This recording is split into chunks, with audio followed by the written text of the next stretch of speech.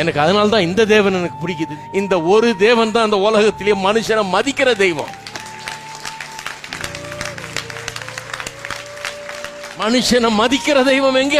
மனுஷனை ஒரு துச்சமா நினைக்கிற தெய்வம் கிடையாது. மனுஷனை மதிக்கிறது ஏன் இவர் ஒருத்தர் தான் மதிக்கிறாரு? ஏன்னா இவர் தான் சிருஷ்டித்த தெய்வம். அவருக்கு தானே தெரியும் என்னுடைய அருமை, உங்களுடைய அருமை. நம்ம எப்படி சிருஷ்டித்தார்னு அவருக்கு தான் தெரியும். அவரை கேளுங்க, அவர் சொல்றாரு, நமது சாயலின்படியும் நமது ரூபத்தின்படியும் மனுஷனை உண்டாக்குவோமாக. அவருக்கு தான் தெரியும் நம்முடைய மேன்மை.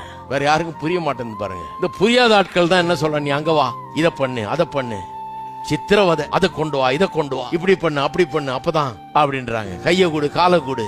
இந்த தெய்வம் என்ன எதுவும் கொடுக்க சொல்ல, என்ன தெரியுமா கொடுக்கிறாரு? அவர் தன்னையே கொடுக்கிறாரு எனக்காக. என்னை மீட்டுக் கொள்ள முடியாய் தன்னையே கொடுக்கிறார். கல்வாரி சிலுவையில ஜீவனை கொடுக்கிறார், என்னை மீட்டுக் கொள்றாரு. ஒண்ணு என்று அவர் கேட்கல, என்னுடைய உள்ளத்துல அவருக்கு முதலிடத்தை கேட்கிறார். தப்பா இது? இது ஒண்ணுதான் கேட்க